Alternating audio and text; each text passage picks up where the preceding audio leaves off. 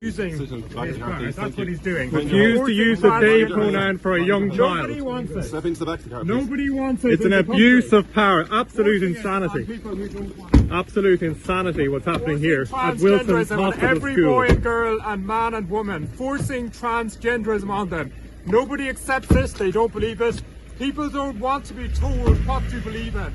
Well, this is all about transgenderism. Yeah, now it's about forcing. No, it is about one issue. This is about the issue of the title court order. It's been brought before the court. Judge Brian Krieger knew what would happen. He knew what would happen today. This is insanity. And it's what's abuse happening. of power. It is insanity. abuse of power. You're working Forcing with transgenderism, the High not just Court. on me. It's illegal. Every school in the country, workplaces, businesses, and he's abusing his power. All Working with the because government. you will not his accept power. transgenderism. Refuse to Abusing use his power.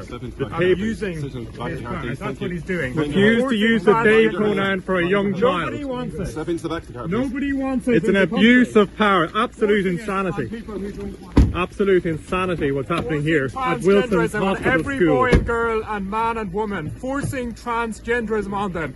Nobody accepts this, they don't believe it. People don't want to be told what to believe in, what they must believe in. They don't want to be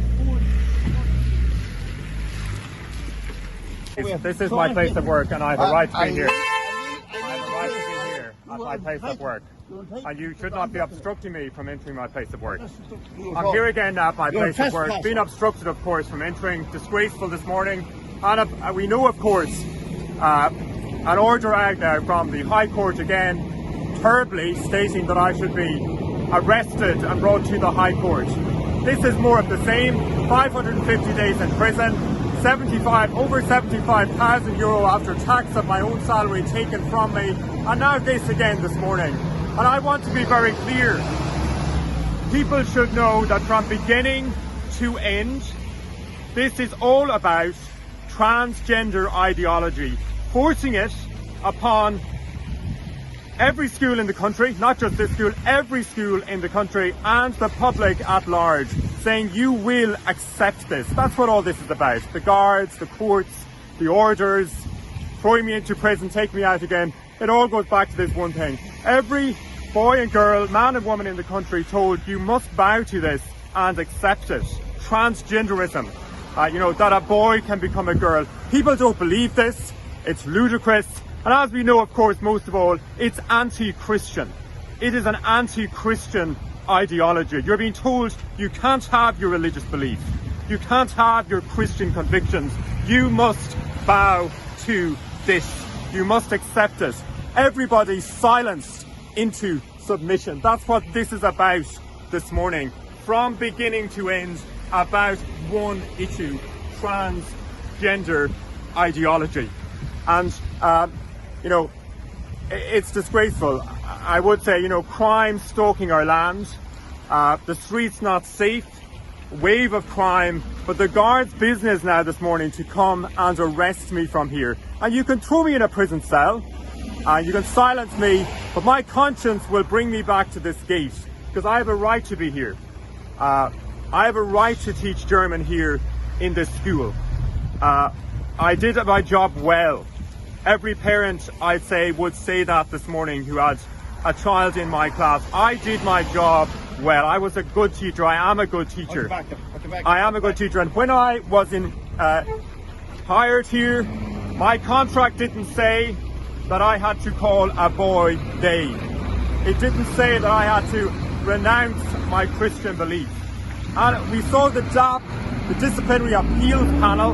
That's the body that was supposed to investigate what happened here. Was it right that I was suspended for this issue? And we saw a month ago now what happened. No cross-examination. The hearing aborted, cut short at the end. And Principal Niamh McShane and the chairperson John Rogers being protected. No questions allowed. No questions allowed. No evidence, the evidence allowed to be brought forth. And I say that all just goes back to one thing. Simply shows and proves I have not committed any gross misconduct. I have not committed any gross misconduct. Why the cover-up? Why the no questions? Why the no cross-examination? It really all goes back to the same thing. Asking a question at a staff meeting and asking a question in a chapel service, a Christian meeting, where Christianity and Christian belief and Christian doctrine was being cast into the gutter. That is not gross misconduct. The Bishop Ferrin Glenfield, the Reverend Ferrin Glenfield, the Bishop of Kilmore, coming up to me and whispering to me that, commending me. He agreed with me. Maybe he didn't have the courage to do it himself. I know he's the one who's supposed to know, isn't he, what Christian doctrine, what the ethos is of this school. So that's the case today. Sadly, of course, the court's not doing what they should do, upholding constitutional rights. But every citizen in this country has that right. It's inalienable.